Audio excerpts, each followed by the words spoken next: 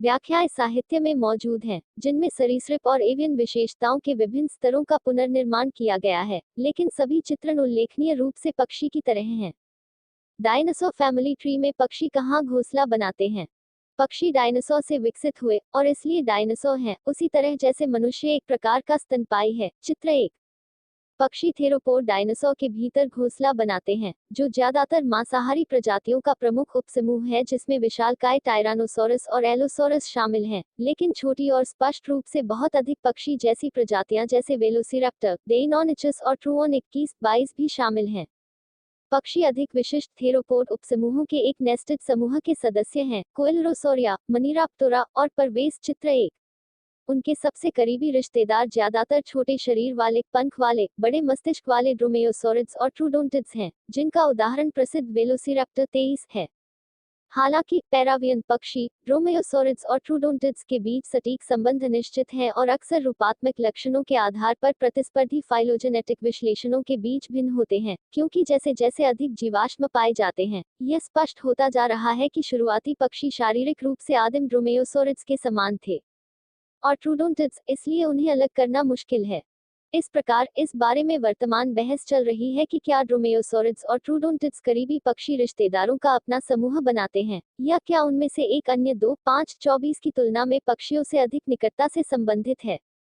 इसका मतलब यह है कि इस बात पर भी बहस चल रही है कि कौन से जीवाश्म सबसे पुराने पक्षियों के हैं। प्रतिष्ठित आर्कियोप्टेरिक्स को अभी भी व्यापक रूप से पहले पक में से एक माना जाता है, लेकिन कुछ अध्ययनों से पता चला है कि यह इसके बजाय एक आदिम ड्रोमेओसोरिड या ट्रूडोंटिड 27-28 हो सकता है।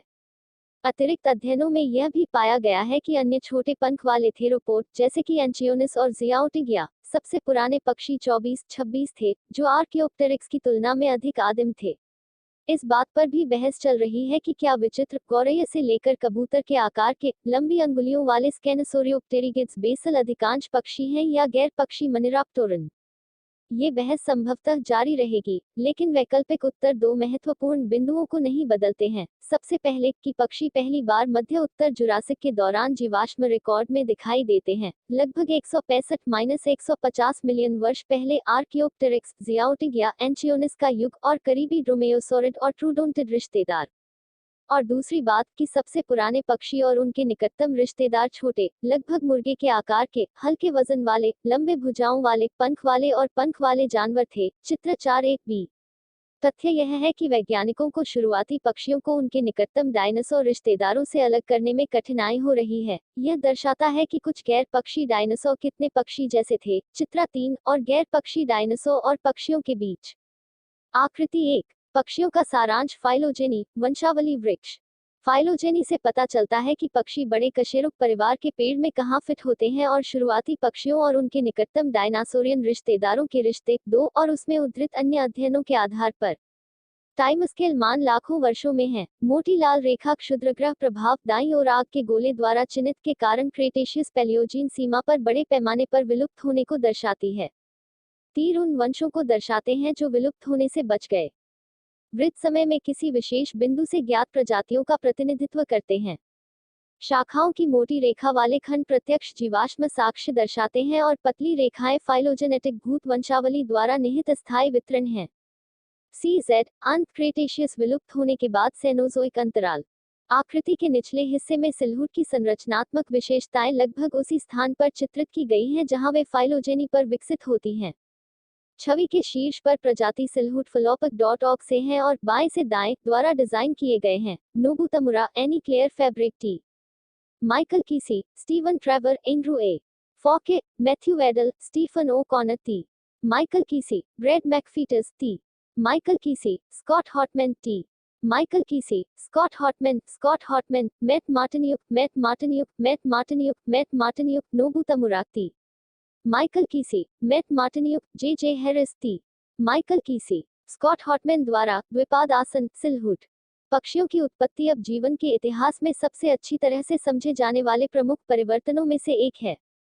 यह जीवाश्मों, जीवित प्रजातियों, वंशावली और संख्यात्मक विश्लेषणों के डेटा के संयोजन का उपयोग करके यह अध्ययन करने के लिए एक मॉडल केस के रूप में उभरा है कि कैसे पूरी तरह से नई शारीरिक योजनाएं और व्यवहार उत्पन्न होते हैं, और कैसे प्रमुख जीवित समूहों ने सैकड़ों लाखों वर्षों में अपनी विविधता हासिल की है। विकास 2-3। यहाँ हम इस बात की समीक्षा करते हैं कि पक्षियों की उत्पत्ति, प्रारंभिक विविधीकरण और प्रभुत्व में वृद्धि के बारे में वर्तमान में क्या ज्ञात है, और साक्ष्य की विभिन्न पंक्तियां जो इस कहानी को एक साथ जोड़ती हैं। ध्यान दें कि इस समीक्षा के दौरान हम एक विशिष्ट समूह को संदर्भित करने के लिए स्थानीय शब्द पक्षी का उपयोग करते हैं, जिसे फाइलोजेनेटिक अर्थ में सबसे समावेशी क्लैड के रूप में परिभाषित किया गया है, जिसमें पासर डोमेस्टिकस घरेलू गौरैया शामिल है, लेकिन विलुप्त पक्षी जैसे डायनासोर ड्रोमेओसोरस नहीं है। अल्बर्टेंसिस या ट्रोडोन फॉर्मोसिस। इस समूह में सभी जीवित पक्षी और विलुप्त टैक्सा जैसे कि आर्कियोप्टेरिक्स और एनेंटियोनिथेस शामिल हैं। कुछ शोधकर्ता इस समूह को एवियले उदाहरण 2-5 के रूप में संदर्भित करते हैं, लेकिन अन्य लोग अविस नाम का उपयोग करते हैं, उदाहरण 6। इस समीक्षा में हम इस समूह को एवियाले अविस और इसके सदस्यों को एवियन कहकर इन बहसों से बचते हैं। हम एवियन क्राउन समूह को संदर्भित करने के लिए नियोनिथेस का उपयोग करते हैं, जिसमें सभी जीवित पक्षी और उनके सबसे हाल के सामान्य पूर्वज के वंशज शामिल हैं। डायनासोर पक्षी लिंक एक बार विवादास्पद, अब मुख्यधारा। पक्षी किससे विकसित हुए और वे जीवन के वंश वृक्ष में कहाँ समाते हैं? 19वीं और 20वीं सदी के अधिकांश समय में इन सवालों पर गर्मागर्म बहस होती रही। पहला संकेत कि पक्षी सरीसृपों से विकसित हुए हैं 1861 में सामने आया, डार्विन द्वारा on the origin of species प्रकाशित करने के कुछ ही साल बाद। जर्मनी से एक लेट जुरासिक लगभग डॉस्टन। आज का वीडियो यहीं तक है। वीडियो अच्छा लगे तो लाइक कीजिए, शेयर कीजिए, सब्सक्राइब कीजिए और वीडियो में मिलेंगी।